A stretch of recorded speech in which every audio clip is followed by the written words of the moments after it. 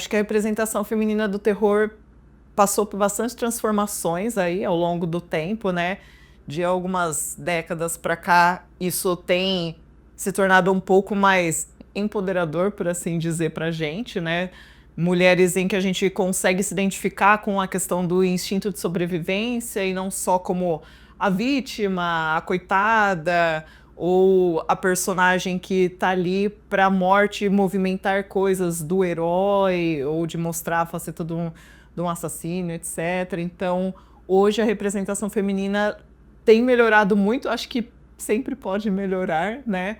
Mas acho que a gente está chegando num patamar bem bacana e que também tem aproximado mais o público a consumir horror no geral, né? Assim, é de uns tempos pra cá, né? É a partir dos anos 2000, assim, que vai começar a falar mais sobre, né, os estereótipos femininos, né? Que a gente vai ter mais teorias sobre isso, vai ter mais reclamações sobre isso, né? Sobre esse estereótipo da mulher dentro do horror.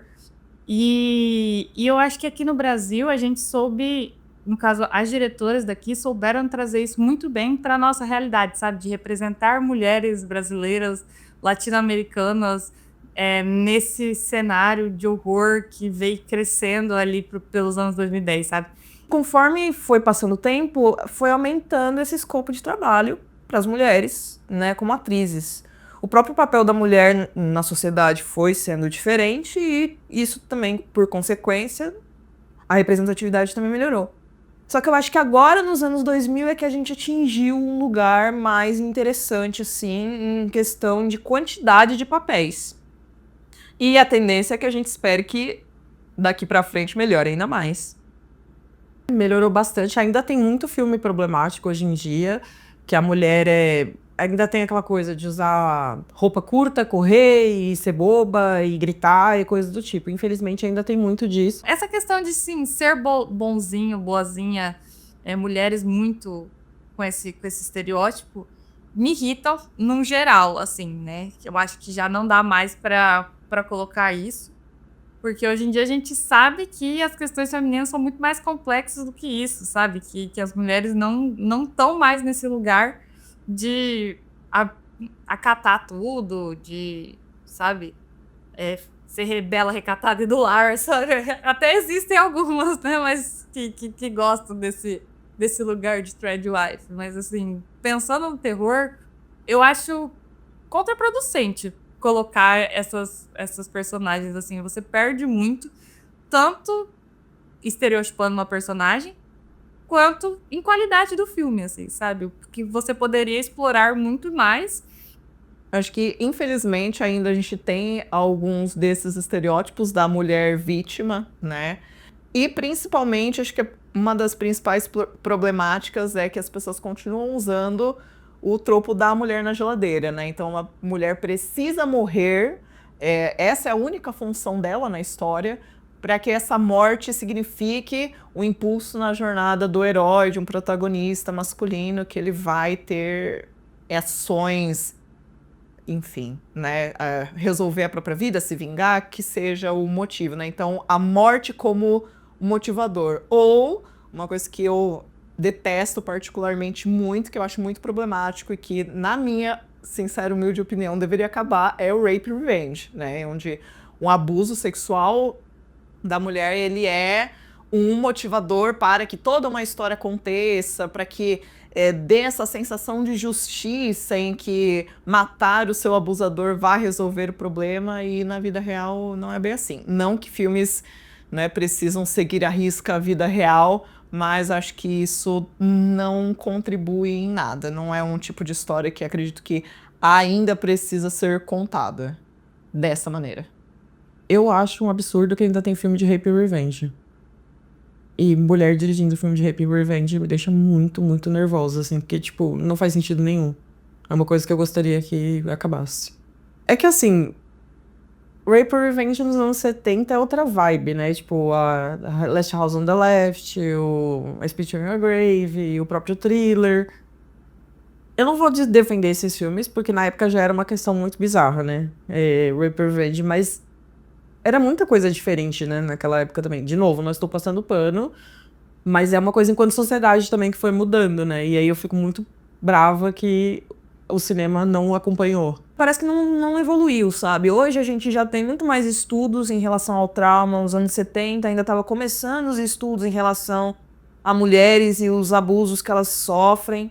Abusos, violências, né? Abuso sexual, violência e etc. Foi, tipo, uma década importante para esses trabalhos no ramo da psicologia, inclusive. E do feminismo, não? E do Onda feminismo, claro. Então, naquele momento, parece que tinha um pouco mais de sentido que fosse feito. Hoje, a gente já tem um avanço muito maior nesse sentido, de pesquisas mesmo, e parece que os filmes não acompanharam isso. E se a gente pensar que o cinema, ele precisa, né, de certa forma, tá caminhando, a gente... Eu, pelo menos, acredito muito que o cinema ele tem muita coisa refletida da sociedade. Então, eu acho que se a gente for pensar dessa forma, era para estar um pouquinho mais adiantado nesse sentido. Um pouquinho mais de avanço, sabe? O Stephen King fala, né? Por exemplo, nos anos 60 era a corrida espacial. 50. Anos 70, o pânico satânico. Anos 80, Chernobyl. E agora? O que vamos falar da nossa questão mundial? E aí eles estão falando desses temas que já foi. Não que não deva abordar, óbvio, né? Mas não dessa visão muito... eu acho que dá pra fazer um filme interessante com esse tema, desde que tenha pelo menos um pouco mais de pesquisa, sabe? Se você quer abordar um tema tão importante, da mesma forma que você aborda, por exemplo, racismo, homofobia, etc., eu acho que tudo isso tem que ser baseado numa pesquisa muito firme. Então, não dá simplesmente pra você fazer um negócio, pegar, a moça sofreu um abuso sexual e agora ela vai se vingar. Não é assim que funciona, a gente sabe que não é assim que funciona. Como a representação feminina sempre partiu desse ponto de violência, né? Eu acho que uma das coisas em avanço que a gente percebe essa questão de tomar as rédeas, etc., é no sentido em que o público gosta de se identificar com as pessoas, ter essa empatia, e a gente entende que o horror também é uma ferramenta de você lidar com medos ou encarar coisas, de gerir situações em que tem-se medo, receio, desconhece, enfim, né? Como socialmente as coisas foram mudando, o cinema também precisa acompanhar isso, né? O próprio horror foi passando por essas transformações. Acho que chegamos num ponto em que certas coisas podem ser deixadas no passado, a gente entende momento e contexto sócio-histórico-cultural e já é um assunto que não precisa ser abordado dessa forma, né?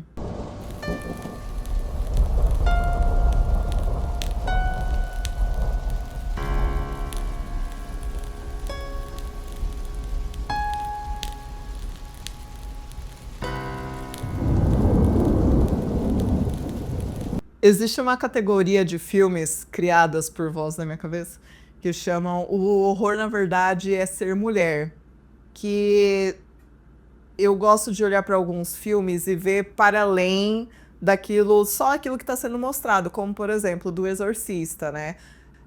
Na minha concepção, eu vejo ele para além de um filme de exorcismo e possessão, como, por exemplo, o horror dessa mãe que é descreditada o tempo todo, que é uma mãe solo, que não tem rede de suporte e que ela vai atrás de ajuda para essa filha e ninguém dá valor para o que ela está dizendo ali. Então, o quanto também tem essa parte social e psicológica pelo fato dela sofrer violências, né? Não vou dizer exclusivas, mas sofrer violências aí, né, pela questão dela ser uma mãe, uma mulher, etc. Tem vários filmes que falam um pouco mais além desse tema apresentado inicialmente. O próprio Babadook, né, também acho que é um filme que encaixa nessa categoria. O Huesera, que é um filme de terror mexicano, onde, além de a protagonista estar vendo figuras, ela está sofrendo com essas pressões sociais de um papel feminino em que ela tem que sustentar um casamento que ela não quer, uma gravidez que talvez ela não queria, mas né, que tá acontecendo ali, a depressão pós-parto. Então, eu gosto quando esses outros temas também são mostrados usando esses elementos de horror. Pode ser não tão escancarados, não tão óbvios, mas que eles também complementam essa questão de o horror que uma mulher sofre apenas por ser mulher. Uma tendência que eu tenho gostado muito de acompanhar é,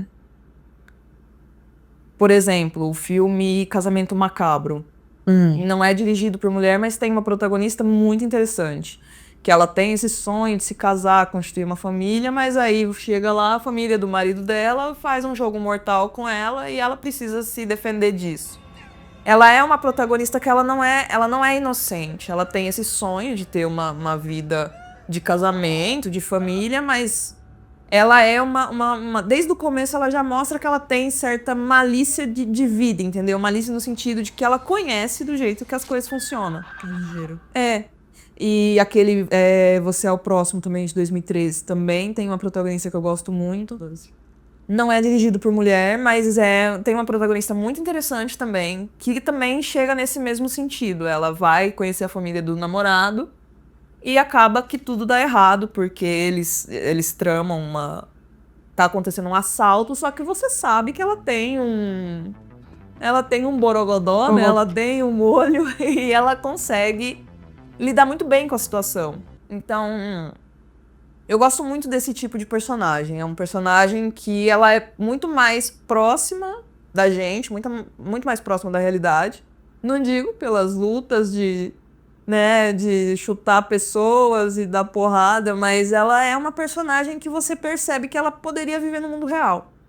E que ela desenvolve isso, ela percebe-se que ela é interessante por esse sentido. É meio que uma metáfora, mas eu sempre falo que o Brinquedo Assassino é um filme sobre maternidade solo, né? Porque a mulher falando é um exemplo absurdo, né? É um boneco assassino que tá indo atrás do meu filho, mas, tipo, ninguém acredita nela. Então, uma mãe sozinha tentando salvar o filho dela e ninguém dá crédito pra ela. Eu gosto muito desse tipo de personagem. No próprio Slumber Party Massacre, que é a irmã mais nova, né? Que ela tem que salvar a irmã, tem que dar um jeito de salvar as amigas. E de diretor homem, eu gosto muito da Bruxa, porque já virou um filme clichê, né? Mas ela faz o que ela quer no final, ela não pega as expectativas de ninguém. E o Midsommar, né? Que o Ari Aster é bem dodói da cabeça e ele só faz uns filmes assim meio de gente meio, enfim. E eu gosto muito da personagem também, porque ela também tá sozinha ali e ela precisa dar um jeito e ela dá um jeito. Midsommar eu acho que é um baita filme nesse sentido. Eu acho que a trajetória do luto da protagonista é muito interessante. A forma como o Ari Aster conseguiu desenrolar aquilo ali, eu acho realmente muito bem feita. Eu acho que é um bom exemplo de como a pessoa passa por todas essas fases do luto, até ela conseguir se desprender desse relacionamento que ela estava tão ligada.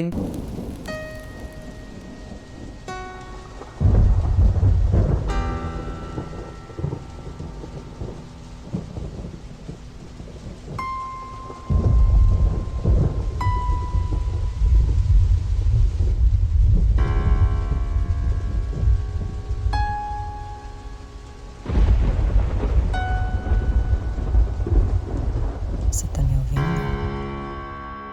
Eu acho que hoje, principalmente esses tropos mais antigos, eles funcionam quando você tenta subverter eles. Eu acho que eles funcionam melhor dessa forma. Porque você usar, por exemplo, ainda a Final Girl da forma que ela era antes, já não funciona tanto porque já não é daquela forma. É aquilo que a gente estava falando mais cedo de uma representação que não soa real, sabe? Eu sei que o cinema nem sempre precisa parecer real, mas às vezes é interessante. A suspensão da descrença pode ser usada para outra coisa, não para um tipo de personagem que é completamente irreal, sabe? Eu acho que dá para você usar a suspensão da descrença do espectador, do público, de uma forma mais inteligente do que você colocar uma personagem super pura, virginal, sabe? 20 anos nas costas, eu estou correndo deste assassino, mas eu vou me livrar porque eu sou pura, sou virgem, sabe? Ele não vai me pegar porque eu vou sobreviver por causa disso. Eu acho que dá pra você fazer coisas mais interessantes com a suspensão da descrença do que usar pra um personagem desse tipo. Você falou de Final Girl, eu lembrei agora, porque eu fiz todos os Alien de novo pra assistir o novo, né? E é muito legal assistir o primeiro, porque ele é fascinante sempre. E eu gosto muito de como a Ripley não é aquela coisa feminina. Ela não é uma Final Girl loirinha. Tipo, a própria... Gente, a Jamie Lee Curtis no Halloween, qual é o nome dela? A Laurie? Laurie. Ela é essa coisa, ela é a mais boazinha, não sei o que e tal. Ela é maravilhosa, mas ela é muito nesse esquema, né? A Ripley não, ela já é uma mulher mais direta, ela que tá comandando as coisas ali. E a única cena em que ela aparece nua, seminua, é quando ela vai entrar lá no negócio pra hibernar e realmente, tipo, é isso. Não tem como você ir de moletom, né? Exatamente. Ela e o gato lá, belíssimos e tal, mas é a única cena. E ela não tá com uma calcinha de renda, ela não tá, tipo, ela tá com uma calcinha branca, uma camiseta e bora, né? Então, apesar de ser uma coisa antiga, pra mim é genial, assim. Foi construída, né, o estereótipo ali da garota final foi construído exatamente em cima dessa menina virgem, casta, que tá sempre trabalhando ao invés de estar indo em festa, nunca tem um namorado, é sempre queridinha, sempre fofinha. Então, assim, a gente sabe que o slasher foi construído, né, nessas formas. E eu também sei que de um tempo pra cá, as pessoas tentaram fazer outros filmes que tiravam esse estereótipo, né? Colocaram, sei lá, pensando Evil Dead, o remake de Evil Dead, assim, né? Que tem a menina que é drogada e tal, que sobrevive. Então, assim, eu vejo que estavam tentando. Mas eu acho que Animal Cordial faz isso muito bem feito, porque não mostra uma característica específica, tipo Evil Dead, por exemplo, né? Que mostra, tipo, porque ela era drogada e mesmo assim sobreviveu, né? Eu acho que isso é muito raso, sabe? É muito querer botar um defeito na pessoa e falar, não, olha, estou subvertendo o gênero fazendo isso. Eu acho que Animal Cordial não faz isso, é uma complexidade. Aquela personagem, né? Ela é muito complexa. Ela tenta ser boazinha e não consegue. Aí ela tenta ser completamente má e também não consegue. Ela tá sempre nessa dualidade do que é certo, do que é errado. E no fim ela é movida pelo desejo dela naquele momento, entendeu? Tudo que ela faz é pelo desejo. Se no começo o desejo dela é ter ali o cara, né? Transar com o cara, esse é o desejo dela, ela vai fazer tudo em prol daquilo. Não importa se ela tem que amarrar alguém, se ela tem que... Ela quer transar com o cara ou ela quer a validação daquele homem e tal. E se no momento que ela consegue aquilo, ela quer outra coisa, ela vai mudar o desejo dela e ela vai fazer as coisas em prol daquilo. Então eu acho que o legal de Animal Cordial é isso, é você ver a complexidade da personagem, que ela erra em muitos sentidos e acerta em muitos outros. Não tem uma coisa específica, sabe? Ela só é movida pelo desejo dela, que no fim é o que todo mundo faz, sabe? Todo mundo vai sendo movido pelos seus desejos. E eu acho que Animal Cordial consegue preencher isso muito bem pensando na realidade feminina, sabe? Essa busca por validação, ainda tem a questão socioeconômica ali, né, dentro do filme, tem bastante. Então essa busca por essa vontade de ser vista, né, dela, tá muito bem feita, assim, no filme. Então por isso que eu acho que ele subverte de todos os sentidos a questão da garota final ali. Eu falo que a gente não precisa reinventar a roda. O cinema não vai reinventar a roda. O gênero do horror não vai reinventar a roda. Então, tá tudo bem. Contanto que certas coisas também vão se transformando. Eu acho que hoje a gente tem a possibilidade de ousar um pouco mais, né? Como o terror sempre foi um gênero mais subversivo, que sempre saiu um pouco fora da curva, por assim dizer, eu acho que o horror, ele é o gênero que tem essa possibilidade maior de usar alguns desses tropos de maneira mais criativa e alguns até transformar isso em outra coisa, né? Não é nem, tipo assim, um estereótipo específico que seja o problema, mas eu acho que a gente acaba tendo um peso maior, assim, nos filmes dirigidos por mulheres, nesse sentido, sabe? De... quando cai num estereótipo, aquele peso é maior, as pessoas criticam mais, sabe? Tem todo um negócio. E aí, quando sai disso, aí já vira muito literal, já fica tipo, ai, mas é só para ser feminista. Aí parece que a crítica não sai desses dois pontos, assim, sabe? Então eu acho assim, eu acho que o maior problema é não em questão da representatividade, mas eu acho de como fazer essa representatividade, sabe? Porque ou você acaba não fazendo totalmente, caindo em críticas muito mais pesadas do que um filme feito por um homem, ou você faz e acaba caindo nesse literal, ai, mas não deixou margem para, né, para as pessoas poderem interpretar de outra forma. Então, eu acho que acaba sendo uma grande dificuldade, assim, que eu vejo que os filmes dirigidos por mulheres, no geral, enfrentam. Acho que quando homens querem dirigir personagens femininas, protagonistas femininas, tem que ter pelo menos uma decência de conversar com mulheres próximas daquilo que ele está querendo representar, ou pelo menos pedir uma visão feminina sobre aquilo. Olha, essa aqui é a minha personagem, o que você, como mulher, acha disso, né? Eu acho importante que os diretores e os roteiristas eles estejam abertos também para ouvir quando uma personagem pega e fala, olha, eu acho que ela não faria isso. Eu acho que ela não faria isso dessa forma. É um homem perguntar pra uma mulher o que uma mulher faria nesse caso, né? Se você não quer colocar uma roteirista mulher para trabalhar com você, pelo menos então ouça o que a personagem tem a dizer, sabe? Eu acho que é interessante você estar aberto a escutar esse tipo de crítica também, né? Falar, olha, esse personagem não funciona porque uma mulher não agiria dessa forma. Eu acho que, no geral, as pessoas precisam dar um pouco mais de chance pro terror, num geral, né? Não vou dizer o famoso vai estudar, porque a gente tá numa constante aí, as coisas sempre estão evoluindo, sempre, né, estão mudando, mas ainda acho que é um gênero muito subestimado e é um gênero com capacidade de falar sobre muitas coisas de muitas maneiras diferentes, maneiras válidas, inclusive, e principalmente quando a gente fala de questões que são difíceis, que são tidas como tabu, etc. E isso se encaixa muito bem quando a gente fala sobre a realidade feminina, representatividade de minorias, etc. Então, acho que o recado que eu deixaria é para as pessoas darem um pouquinho mais de chance pro horror e, principalmente, consumirem um pouco mais de horror, entre outras obras feitas por mulheres, além de protagonizadas por elas, né?